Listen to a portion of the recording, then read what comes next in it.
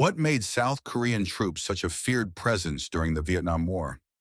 Under the American-led Many Flags program, 5 allied nations contributed forces to the campaign in South Vietnam: Australia, New Zealand, Thailand, the Philippines, and South Korea. Of them all, the Republic of Korea supplied by far the largest contingent. During one period in the later years of the conflict, the number of South Korean personnel in Vietnam even exceeded the number of American troops remaining in the country. Over an 8-year deployment across Vietnam's jungles, coastal regions, and highlands, Korean forces developed a reputation for exceptional discipline and relentless aggression. Their enemies feared them, while many of their allies regarded them with a mixture of respect and awe. South Korea viewed its participation as more than a military commitment.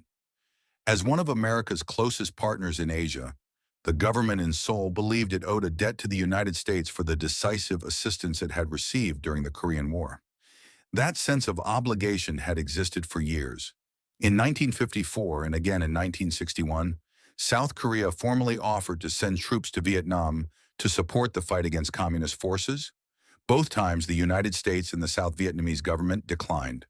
By the following decade, however, the strategic situation had changed. Washington increasingly wanted international support for the expanding war, and the possibility of a South Korean deployment returned to the negotiating table. After extensive discussions between the American and South Korean governments, the two sides reached an agreement. Seoul would send military forces to South Vietnam, but only under a carefully negotiated set of conditions. The United States first agreed to preserve its own troop strength in South Korea, maintaining a deterrent against any possible attack from North Korea. Washington also promised to assist with a broad modernization of the South Korean armed forces. In addition, the United States accepted responsibility for the full cost of the Korean deployment, including transportation, advanced equipment, operational expenses, and individual allowances for the soldiers sent overseas. The agreement extended beyond the battlefield. The American government also committed additional financial assistance to help strengthen South Korea's developing industries and economy. On May 21, 1964, the South Korean National Assembly officially approved the deployment. The first Korean personnel arrived in South Vietnam late that year as part of the Military Assistance Group, commonly called the Dove Unit. This initial contingent was not organized primarily for frontline combat. It included a mobile Army surgical hospital, an engineering construction battalion, and a specialized Taekwondo demonstration team. Its responsibilities centered on medical care, reconstruction work, engineering support, and assistance with counterinsurgency programs. The first major Korean combat formation followed soon afterward.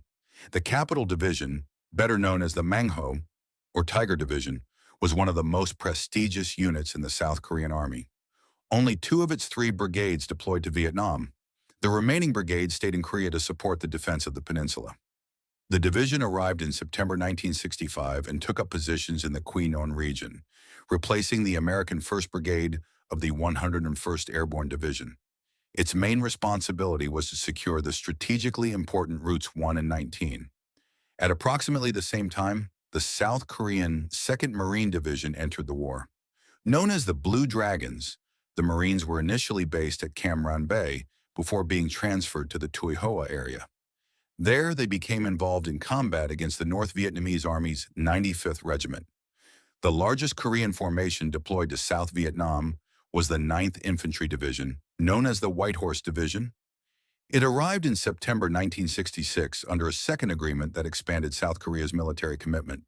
The division included 3 infantry regiments, 4 field artillery battalions, an engineering battalion, a reconnaissance element, and an armored company. Altogether, it contained 23,865 personnel. The White Horse Division was stationed in the Ninh Hoa district near the important junction of Routes 1 and 21. Its mission was to control the surrounding population and protect Ninh Hoa Air Base, along with the major facilities at Cam Ranh Bay. South Korea later added a Marine battalion in 1967 and a 12-man C-46 flight crew in 1969. Between 1964 and 1969, the Republic of Korea sent a total of 47,872 men into the war zone. Every Korean formation in Vietnam ultimately operated under the unified command of Major General Chai Myung-shin. After the 9th Infantry Division arrived, General Chai brought the Korean forces together under a Central Corps headquarters in Nha Trang. The soldiers assigned to these formations had been selected with unusual care. Service in Vietnam was voluntary, and the number of men who offered to go was far greater than the number of available positions. Although the Capital Division was officially classified as a reserve formation, its ranks in Vietnam were filled with volunteers drawn from across the South Korean army. Because commanders had such a large pool of applicants, they could choose only the strongest candidates. This was the first overseas conflict of this scale for the modern South Korean military, and its leaders were determined to demonstrate that their forces could meet the highest standards. Soldiers had to show outstanding physical conditioning, advanced combat ability, and uncompromising discipline before they were selected. The officers were chosen just as carefully. Many came from the top ranks of the Korean Military Academy and were personally selected by senior commanders. These younger officers served alongside experienced leaders who had already fought in the Korean War. American soldiers and senior officers who worked with the Koreans frequently praised their professionalism. The contrast with the South Korean Army of the early 1950s was striking. During the Korean War, its forces had still depended heavily on American instruction and advice. In Vietnam, however, Korean units operated independently. They demonstrated competence not only in combat, but also in tactical planning, supply, transportation, communications, and the broader logistical demands of modern warfare. Before deploying, most of these soldiers had trained for one central mission: defending South Korea against an invasion from the north. For that reason, some American observers expected them to behave mainly as a defensive force in Vietnam. Instead, the Koreans proved highly aggressive in searching for and engaging enemy units. Their search and destroy operations were known for their methodical thoroughness. Korean troops would sweep an assigned area carefully, checking the terrain in detail rather than moving through it quickly. Once they located an enemy force, they often began a slow and deliberate encirclement. The perimeter would tighten step by step until the opposing troops had almost no opportunity to escape. This method depended on extraordinary discipline. After fighting through an entire day, Korean soldiers sometimes spent the night standing waist-deep in swamp water simply to hold their positions, preserve the encirclement, and prevent the enemy from breaking through the line. When Korean units attacked, they attempted to bring overwhelming force against the target. Their reported body counts did not always equal the much larger totals recorded by American formations, but they often captured a greater quantity of enemy weapons, ammunition, and equipment. Their objective was to inflict a decisive defeat while keeping their own losses as low as possible. Korean formations were frequently credited with kill ratios above 20-1. Because of their reputation for efficiency, American commanders often depended on them for dangerous or especially sensitive assignments.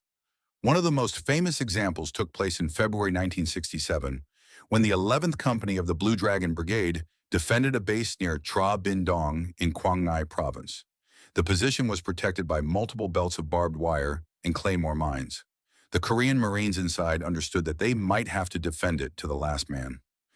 During the night, 2 full Viet Cong regiments launched a massive assault against the base. The attack came from several directions at once. Supported by heavy mortar fire, Viet Cong troops advanced in repeated waves. The Korean Marines refused to abandon their positions. They fired every weapon available, pouring sustained fire into the attacking formations.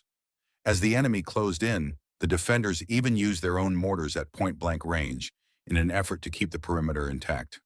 Despite the intensity of the Korean fire, Viet Cong troops eventually broke through the defensive wire. The battle then collapsed into close-range fighting inside the base. Firearms, grenades, and prepared positions gave way to brutal hand-to-hand combat. As the attackers moved through the breach, the company commander, Captain Chung Kyung-jin, made a calculated decision. He ordered his Marines to fall back, deliberately drawing the Viet Cong farther inside the base. Once the attacking troops had committed themselves, Chung sent 2 specialized squads to close the opening behind them.